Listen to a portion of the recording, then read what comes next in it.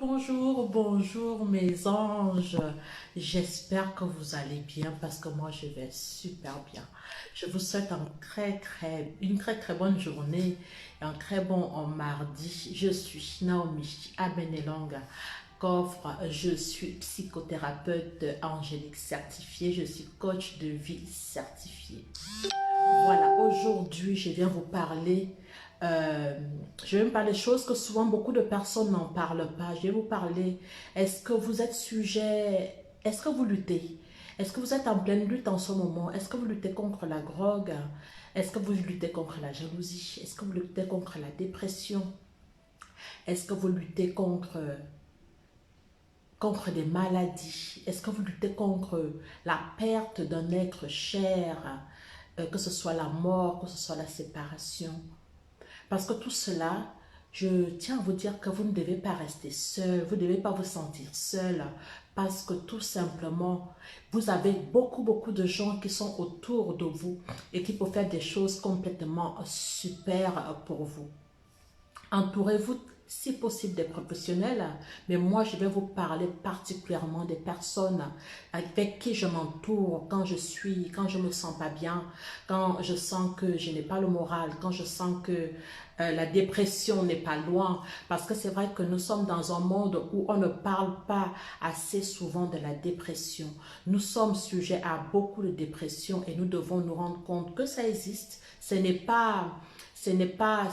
va pas se sentir comme ça parce qu'on dit voilà, je suis un peu dépressive, mais comment s'en sortir, comment ne pas plonger dedans et nourrir cette dépression-là, comment ne pas tomber dans la drogue, même si on en a pris une fois, comment ne pas tomber là-dedans et continuer à le nourrir pour dire en fait que je ne peux pas me lever le matin si je n'ai pas ma dose.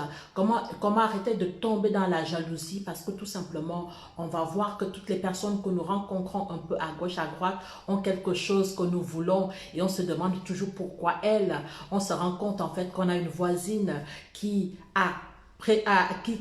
en voyant comme ça, on a l'impression qu'elle a une vie super, qu'elle a une famille magnifique, sans aller voir ce qui se passe à l'intérieur. Et comment arrêter tout le temps de chercher à gauche, à droite, ce que nous n'avons pas. Si nous sommes solidaires, si vous vous sentez solidaire, que vous êtes seul, que vous n'êtes pas en couple, comment arrêter d'être là-dedans et vraiment avancer. Moi, je crois que tout simplement, mon médicament à moi et qui marche à tous les coups, c'est les anges gardiens. C'est les anges gardiens, pourquoi? Parce que tout simplement, c'est des êtres merveilleux qui nous ont été donnés par Dieu. Les anges gardiens sont là, H24 avec nous. Ils demandent juste une chose, qu'on les déclenche et qu'on leur demande notre aide.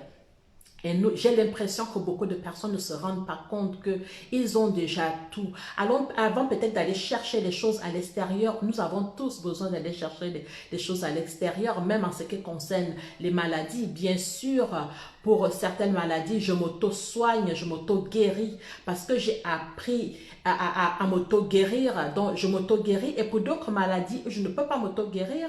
Les anges me demandent tout simplement d'aller voir un personnel de santé adéquat où ils vont m'orienter et qui va me permettre de me sentir mieux. Et je crois que nous devons absolument mettre cela en pratique.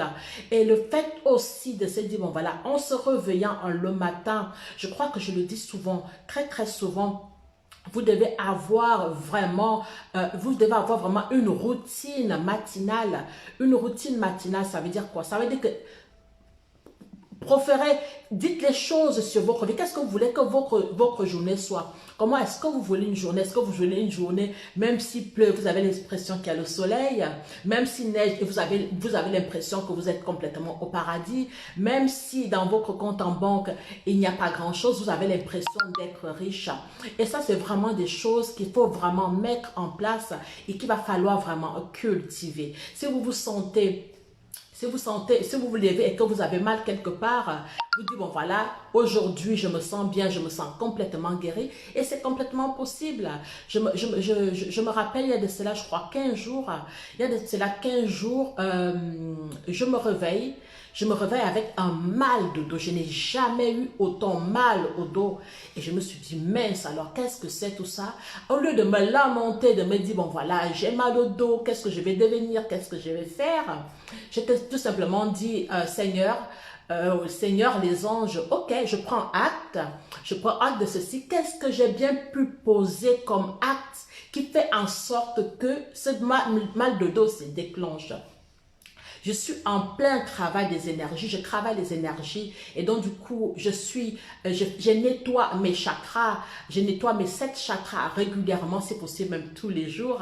Je m'ancre dans le sol et du coup, je me suis dit, bon, voilà, qu'est-ce que cette douleur va me prouver? Je ne me suis pas précipitée, pourtant c'était vraiment, vraiment douloureux.